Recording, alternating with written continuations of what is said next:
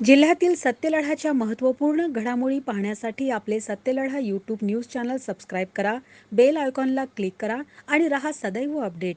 जाहिराती व बातम्यांकरिता संपर्क संपादक सतीश देशमुख 9970321817.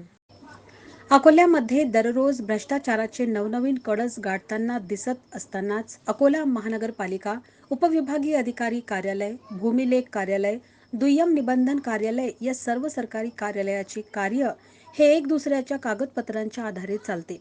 परंतु त्या कागदपत्रांची सत्यता हे यामधील एकही कार्यालय तपासून पाहत नसल्याचा अफलातून प्रकार अकोला जिल्हाधिकारी व महानगरपालिकेत दिसून येत आहे. असाच एक प्रकार स्थानिक सुधीर कॉलनी स्थित विवेकानंद आश्रमाच्या बाबतीत सुद्धा घडलाय.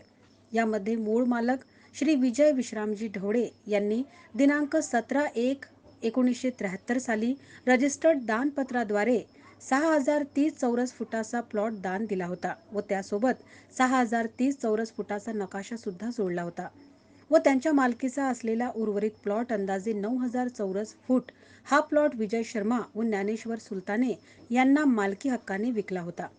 परंतु या प्रकरणामध्ये विवेकानंद आश्रम हिवरा या संस्थेचे उपाध्यक्ष अशोक विष्णुपंत पाध्ये यांनी कागदपत्रांमध्ये हेरफेर करून संस्थेला दानमध्ये मिळालेला 6030 चौरस फुटाचा प्लॉट हा 13800 दाखविला. त्याकरिता त्यांनी दुय्यम निबंधक कार्यालयातील दानपत्रासोबत जोडलेल्या नकाशात सदर कार्यालयातील कर्मचारी अधिकाऱ्यांना हाताशी धरून 6030 ला खोडतोड करून 13800 चौरस फूट दाखविला व त्यानंतर भूमी अभिलेख कार्यालयात बनावट कागदपत्रे सादर करून 13800 फूट प्लॉटची मोजणी सुद्धा करून घेतली. त्यानंतर हीच बनावट कागदपत्रे अकोला महानगरपालिकेकडे सादर करून दिनांक 20/11/2008 रोजी बांधकाम परवाना सुद्धा मिळवून घेतला. यावर मूळ मालक यांनी आक्षेप घेतला असता तत्कालीन आयुक्त यांनी सदर संस्था आपल्या मालकी हक्क स्पष्टपणे सिद्ध करू शकली नाही असा शेरा देत बांधकाम परवाना रद्द सुद्धा केला. परंतु संस्थेचे उपाध्यक्ष अशोक पाध्ये यांनी बांधकाम परवाना रद्द झाल्याचा आदेश लपवून बांधकामाचा आदेश हा उपविभागीय अधिकारी कार्यालयात सादर करून सदर प्लॉटच्या नोंदीविषयी उपविभागीय अधिकारी यांच्याकडे न्यायप्रविष्ट असलेल्या प्रकरणाचा निकाल हा आश्रमाच्या बाजूने लावून घेतला. सदर प्रकरण हे आपल्या अंगाशी येत असल्याचे पाहून यातील दोषी मनपाचे कर्मचारी, अधिकारी व अशोक पाध्ये यांनी मनपातील बांधकाम परवान्याविषयीची संपूर्ण कागदपत्रे असलेली फाईलच गहाळ केली. याविषयी तत्कालीन आयुक्त नीमा अरोरा यांच्याकडे तक्रार सादर केली असता सदर प्रकरण न्यायप्रविष्ट असल्यामुळे या प्रकरणामध्ये कारवाई करता येत नसल्याचा निष्कर्ष देऊन अकोला मनपातील दोषी कर्मचारी, दुय्यम निबंधक कार्यालयातील दोषी अधिकारी व अशोक पाध्ये यांच्या विरुद्ध गुन्हे दाखल करण्याचे आदेश न देता त्यांची पाठराखण केली आहे. सदर प्रकरणी विजय शर्मा यांनी याआधी सुद्धा सिटी कोतवाली अकोला येथे दुय्यम निबंधक कार्यालयातील नकाशात खोडतोड प्रकरणी तक्रार दिली होती.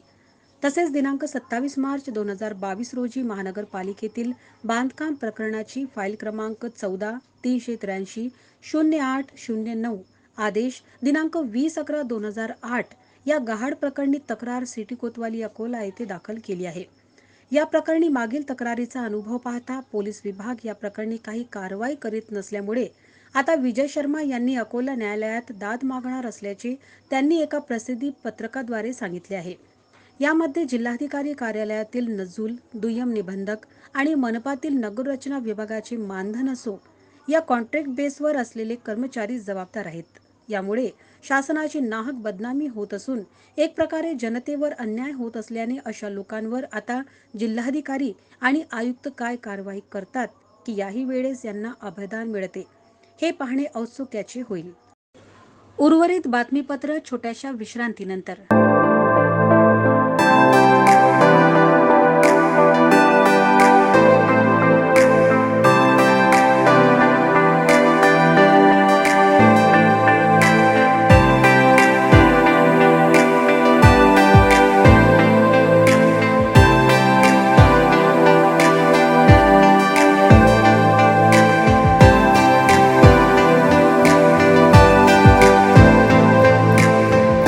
सत्यलढा न्यूजमध्ये आपले पुन्हा एकदा स्वागत. अकोल्यात लिंबाची वाटचाल प्रति किलो 100 रुपयांच्या दिशेने सुरू आहे. सध्या लिंबाला या वर्षातील उच्चांकी म्हणजेच 100 ते 120 रुपये किलोचा भाव मिळतोय. यामुळे लिंबू उत्पादक शेतकऱ्यांमध्ये आनंदाचे वातावरण आहे. मात्र 2 वर्षात लिंबू उत्पादक शेतकऱ्यांना मोठा फटका सहन करावा लागला होता. 2 आठवड्यांपासून जसा उन्हाचा चटका वाढू लागला तसा लिंबाचा भावही वाढू लागलाय. मात्र सामान्य नागरिकांना महागाईची झळ पोहोचत आहे. लिंबाचे भाव वाढल्यामुळे उन्हाळ्यात लिंबू सरबत व्यवसाय करणाऱ्यांनी सुद्धा भाव वाढविल्यामुळे नागरिक त्याकडे दुर्लक्ष करत असल्याने व्यवसाय करणाऱ्यांवर आर्थिक संकट निर्माण झालंय.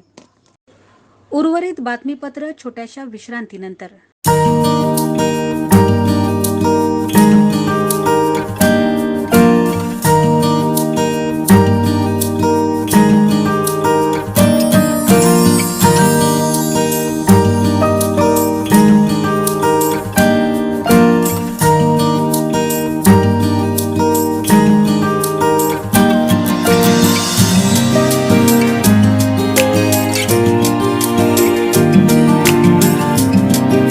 सत्यलढा न्यूजमध्ये आपले पुन्हा एकदा स्वागत. मालमत्तेच्या गुन्ह्यांना आळा घालण्याकरिता अकोला जिल्ह्यात प्रत्येक आठवड्यामध्ये प्रत्येक विभागातील एका पोलीस स्टेशनची निवड करून त्या ठिकाणी कॉम्बिंग ऑपरेशन राबविण्यात येते. त्यानुसार पोलीस अधीक्षक जी श्रीधर यांच्या मार्गदर्शनात खदान पोलीस स्टेशन येथे स्थानिक गुन्हे शाखेचे पोलीस निरीक्षक संतोष महल्ले यांनी रात्री दरम्यान कॉम्बिंग ऑपरेशनचे आयोजन केले होते. सदर कॉम्बिंग ऑपरेशनमध्ये स्थानिक गुन्हे शाखा अधिकारी व कर्मचारी यांनी खदान पोलीस स्टेशन हद्दीत विविध ठिकाणी मोहीम राबविली असता त्या ठिकाणी कॉम्बिंग ऑपरेशन दरम्यान मालमत्तेचे गुन्हे करणारे गुन्हेगार राहत असलेले 2 गुन्हेगार वस्ती चेक करून 3 गुन्हेगार लोकांच्या घरझडत्या घेतल्या व कॉम्बिंग ऑपरेशनमध्ये स्टँडिंग वॉरंटमधील 5 इसमांचा शोध घेतला.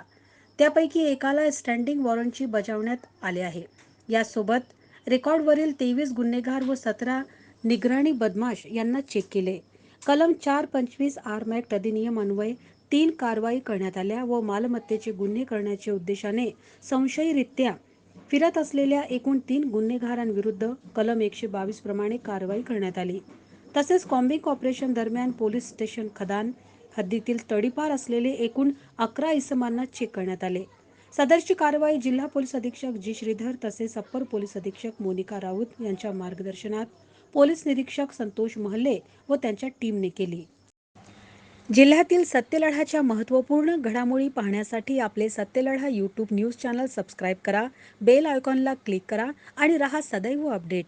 जाहिराती व बातम्यांकरिता संपर्क संपादक सतीश देशमुख 9970321817.